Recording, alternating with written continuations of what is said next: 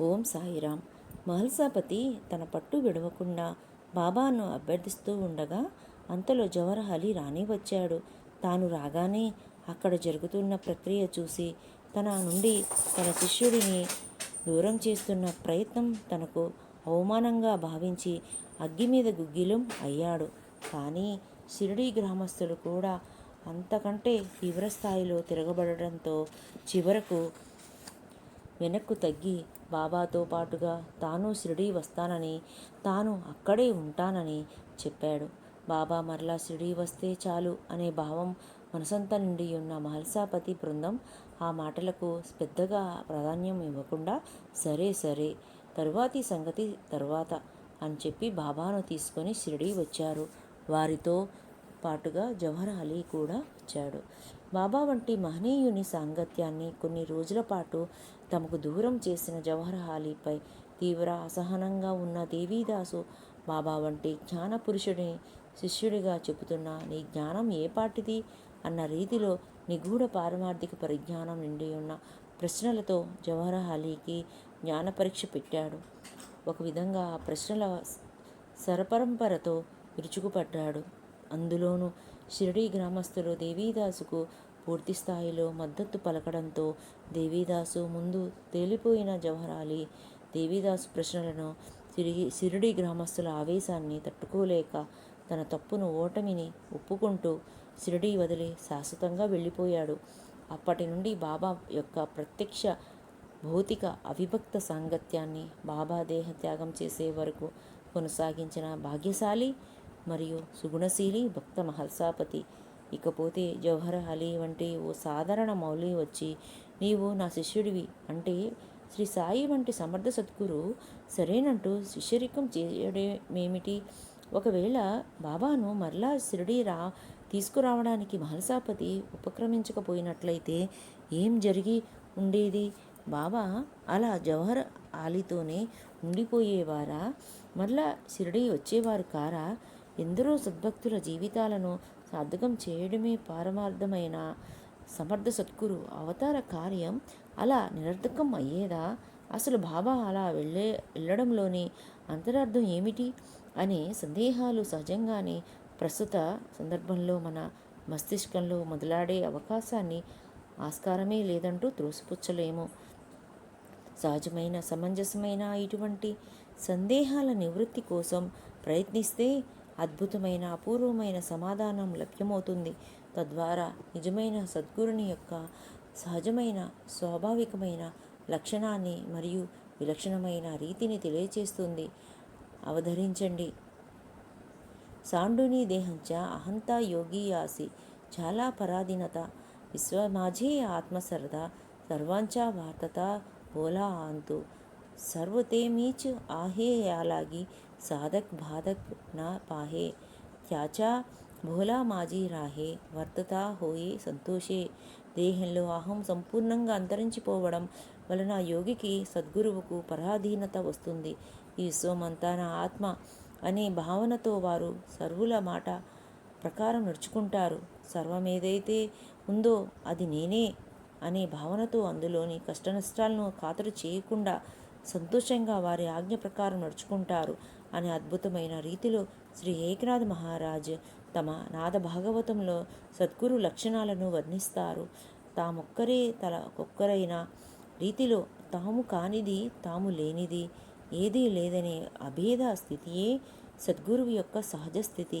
ఆ స్థితిలో నడయాడే మహాత్మునికి ఆజ్ఞాకర్త ఆజ్ఞా స్వీకర్త అనే త్రిపుటి ఒకటే. సద్గురువుకు తమ చూపు పడిన ప్రతి చోట తమ స్వస్వరూపమే సందర్శనమవుతుంది, సచ్చిదానందమే అనుభూతమవుతుంది. మరి అటువంటప్పుడు శ్రీ సాయికి జవహర్ అలీ యొక్క ఆజ్ఞ తమ మూల స్వరూపమైన శుద్ధ భగవత్తత్వం యొక్క ఆజ్ఞలాగానే ధ్వనిస్తుంది. తద్వారా తమ మాట తమకే వినిపిస్తుంది కనుక తమ ఆజ్ఞను తామే పాటించామనేది శ్రీ సాయి వంటివా సద్గురు దేవుని యొక్క స్వాభావికమైన భావన. ఒకవేళ జవహర్ అలీ బాబాతో నీవు నా శిష్యుడివి అని అనగానే బాబా పట్టరాని ఆగ్రహానికి లోనై తీవ్రంగా స్పందిస్తూ నన్ను నీ శిష్యుడంటావా? నా ముందు నువ్వెంత నీ జ్ఞానం ఏపాటిది? అసలు నాతో నీకు పోలిక?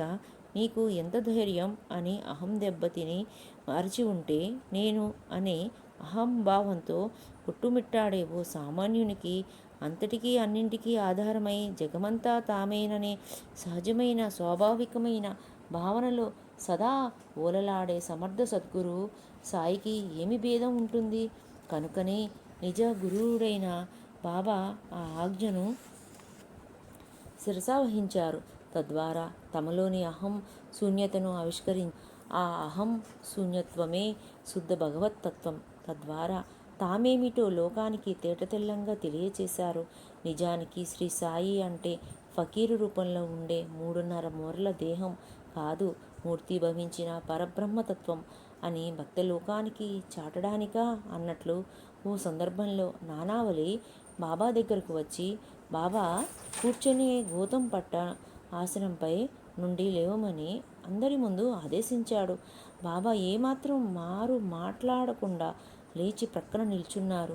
నానావళి ఆ స్థానంలో కూర్చొని కొన్ని నిమిషాలు లేచి బాబా పాదాలకు ప్రణమిల్లి, అది నా బాబా అంటే అని అరుచుకుంటూ అక్కడి నుండి నిష్క్రమించాడు. ప్రస్తుత సంఘటనలో కూడా నానావళితో బాబా యొక్క అభేద స్థితి స్పష్టంగా విశదమవుతుంది. నానావళి ఘటనలో, జవహర్ అలీ సంఘటనలో స్పష్టంగా దర్శనమిచ్చేది బాబా యొక్క అహంభావ శూన్యత్వం. అది బాబా యొక్క నిజమైన శుద్ధ భగవత్తత్వం. ఇక మహల్సాపతి ఉపక్రమించడం వలనే బాబా తిరిగి షిరిడీ వచ్చారు అని అనుకుంటే అందుకోసమై ఓ చిరు వివేచనకు మనం ఉపక్రమించుదాం. భక్తోద్ధరణకై భగవంతుడే స్వయంగా సగుణదేహధారి అయి వేంచేసినప్పుడు ఆ దైవ కార్యం కార్యరూపం దాల్చకుండా ఉండే అవకాశం ఎలా ఉంటుంది? కాకపోతే ఆ దివ్య అవతార కార్యంలో సద్గురువు తమ భక్తోద్ధరణ గావించే ప్రక్రియలో కొన్ని సంఘటనల్లో, కొన్ని సందర్భాలలో కొందరు భక్తులు సద్గురు సంకల్పానుసారం ఉపకరణాలు అవుతారు. సరిగ్గా ఆ రీతిలోనే బాబాను షిరిడీ తీసుకురావడంలో మహల్సాపతి ఉపక్రమణం ఓ ఉపకరణంగా, సాయి సంకల్పానుసారం నడుచుకున్న వైనంగా మనకు అవగతమవుతుంది.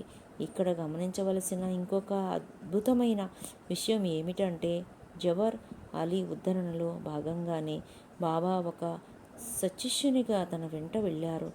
సహజంగానే సత్యాన్వేషి అయిన జవహర్ అలీ అహం యొక్క మాయలో చిక్కుకొని అపసవ్య దిశలో వెళుతున్న నేపథ్యంలో ఏదో దైవిక రుణానుబంధ కారణంగా తనను సవ్య దిశలోకి తెచ్చేందుకై బాబా తనతో కలిసి వెళ్ళారు. తత్ఫలితంగా తర్వాత జరిగిన పరిణామాలు ఆ సద్గురునాథుని సంకల్పానుసారమే జరిగాయి. ఒక ప్రక్క మహల్సాపతి మనసులో తన పారమార్థిక పురోగతికి అవసరమైన సద్గురు వియోగ వేదనను రగిలించారు. ఇంకొక ప్రక్క జవహర్ అలీని జ్ఞాన పరీక్షకు లోను చేసి తాను ఏమిటో తాను తెలుసుకునేటట్లు చేసి తనను భగవంతుని నుండి దూరం చేస్తున్న అహం మాయ నుండి బయటకు తెచ్చారు. తత్ఫలితంగా తానేమిటో తనకు తెలియటమే గాక సద్గురు సాయి అంటే ఏమిటో తనకు తెలియవచ్చింది. తత్ఫలితంగా తర్వాతి రోజులలో సాయి పాదాలకు భక్తిపూర్వకంగా ప్రణమిల్లాడు.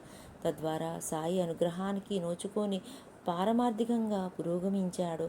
భక్తోద్ధరణకై సగుణ సాకార సద్గురుడైన భగవంతుడు ఆ భక్తుల పారమార్థిక ప్రవాసం సునాయాసం చేసేందుకై ఆ భక్తుని ముచ్చట మేరకు ఎంతటి ప్రయాసనైనా అనాయాసంగా భరిస్తారు.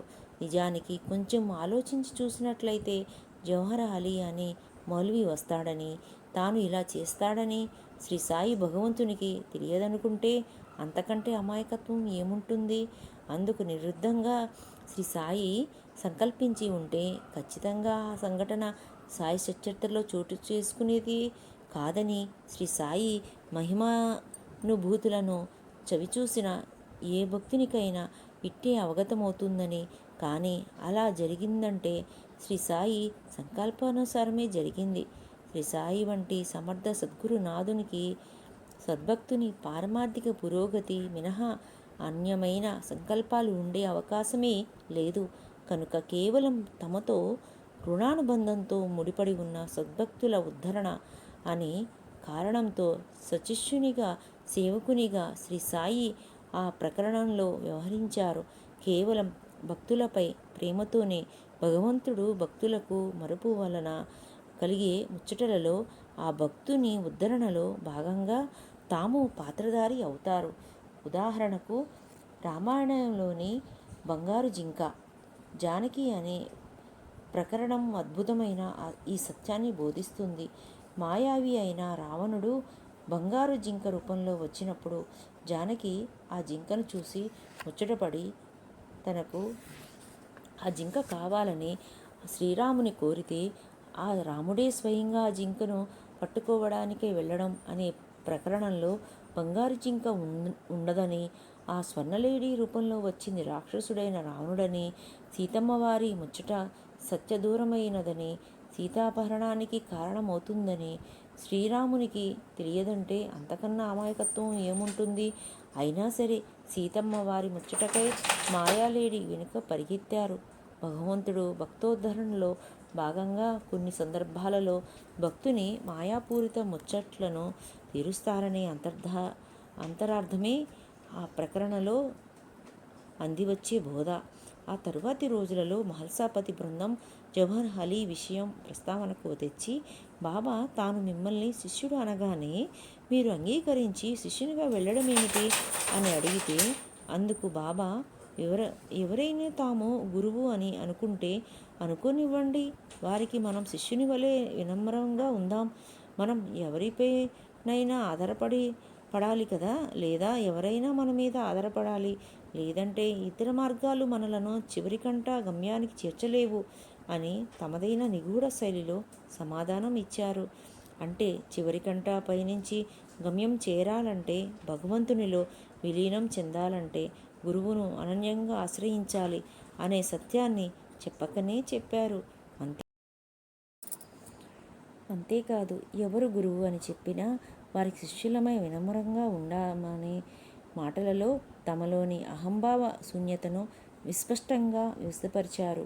అంతేకాదు, ఎవరైనా తాము గురువు అని అనుకుంటే అనుకోనివ్వండి, వారికి శిష్యులమై వినమ్రంగా ఉందాం అనే బాబా మాటలలో కేవలం సాయి భక్తులే కాదు, పారమార్థిక పథికులందరూ అవశ్యం అవగతం చేసుకోవలసిన అపూర్వమైన ఓ పాఠాంశం అంతర్భూతమై ఉంది.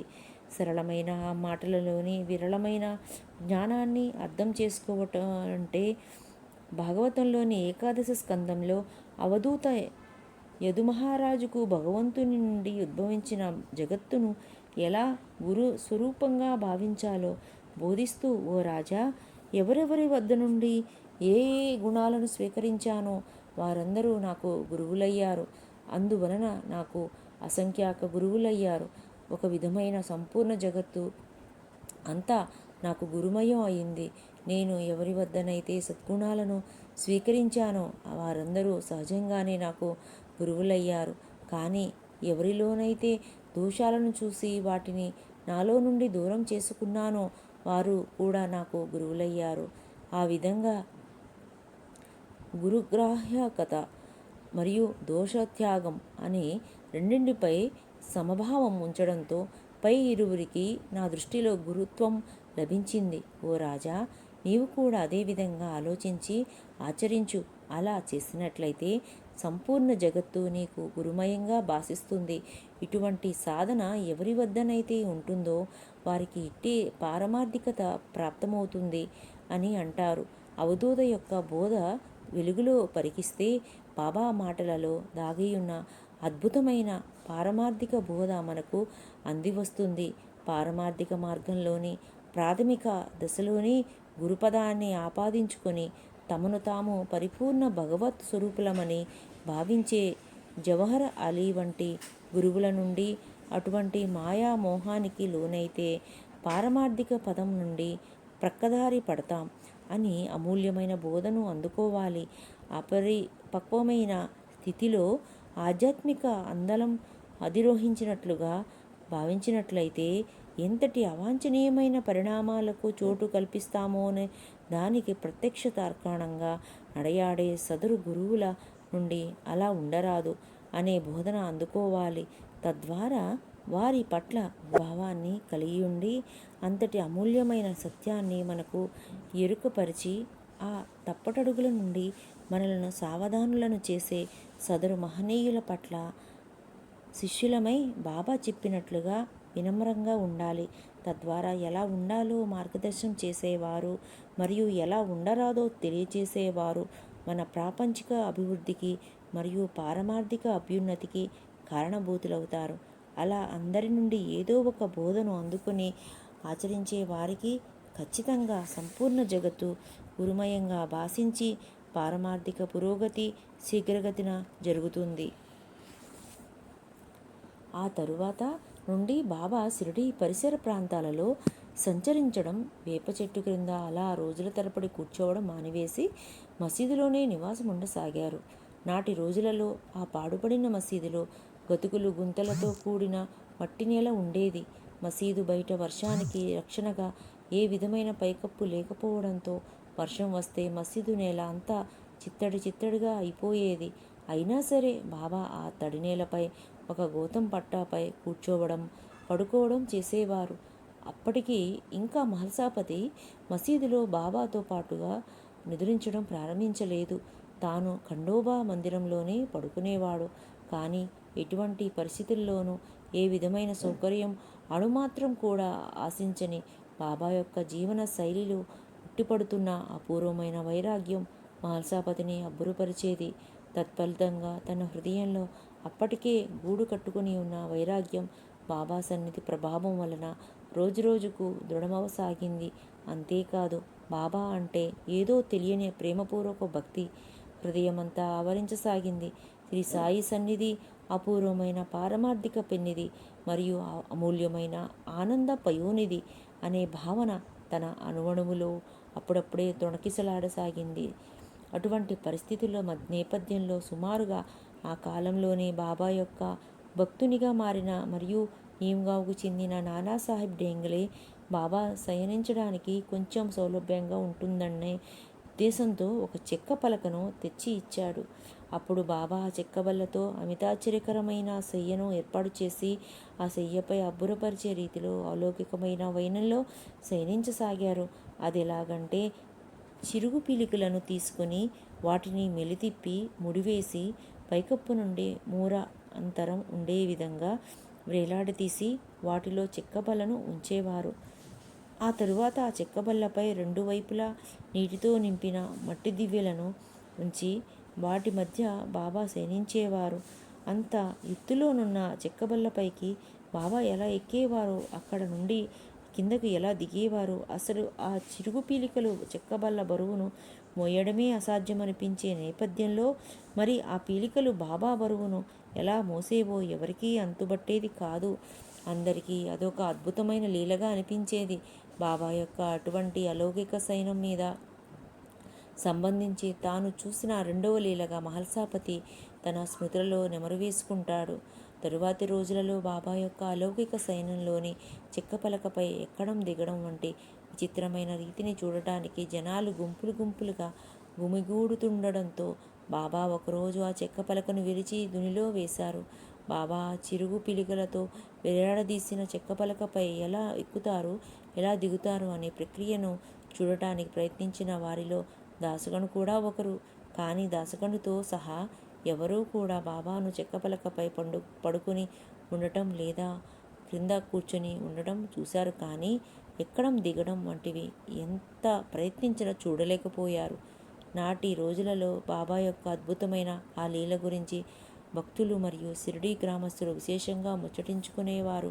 ప్రస్తుత సందర్భంగా బాబా యొక్క అలౌకిక సైనానికి సంబంధించిన పూర్వపరాలను నిశితంగా పరిగణించితే ఆనాటి భక్తులు అందించిన వివరాలను సావధానంగా పరిశీలించితే బాబా సుమారు కొన్ని సంవత్సరాల పాటు 5 నుండి 10 సంవత్సరాలు ఆ చెక్క పలకపై శయనించినట్లుగా మనకు అవగతమవుతుంది.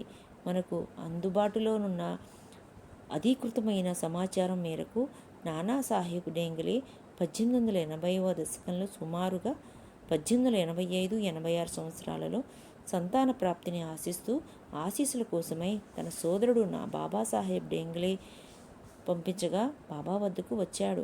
నూనె వ్యాపారాలు నూనె ఇవ్వడానికి నిరాకరించినప్పుడు బాబా మసీదులో దివ్వెలను నీటిలో నింపి వెలిగించిన లీల అప్పటికింకా జరగలేదు. ఎందుకంటే బాబా నీటితో దివ్యలు వెలిగించిన లీలకు నానాసాహెబ్ డేంగలే కూడా ప్రత్యక్ష సాక్షి అని కొంతమేరకు ప్రామాణికమైన సమాచారం ఉంది. అంతేకాదు చిరుగు పిలికలతో కట్టిన చెక్కబల్లపై బాబా నిద్రించడం తాను చూసిన రెండవ లీలగా మాలసాపతి పేర్కొనడం కూడా అప్పటికింకా ఆ లీల జరగలేదని రూఢి అవుతుంది.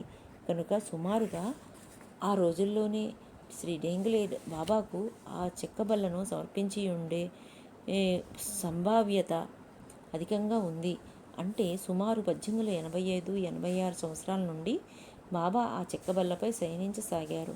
సుమారుగా 10 సంవత్సరాలు బాబా ఆ చెక్కబల్లపై శయనించినట్లు మనకు తెలియచేసే ఆధారం శ్రీ దాసగణు ద్వారా మనకు లభ్యమవుతుంది. బాబా మసీదు కప్పుకి చిరుగు పీలికలతో వేలాడదీసిన చెక్కబల్లపై పడుకోవడం నేను స్వయంగా చూశానని శ్రీ దాసగణు స్వయంగా శ్రీ బివి నరసింహారావు స్వామికి ముఖాముఖిగా తెలియచేశారు. ఓం సాయిరామ్. శ్రీ సాయి భక్త మాలసాపతి చరిత్ర గ్రూపునందు జాయిన్ అవ్వాల్సిన శ్రద్ధ ఉన్నవారు జాయిన్ అవ్వచ్చు. గ్రూప్ యొక్క లింకు వీడియో కామెంట్స్లో సెండ్ చేస్తాము.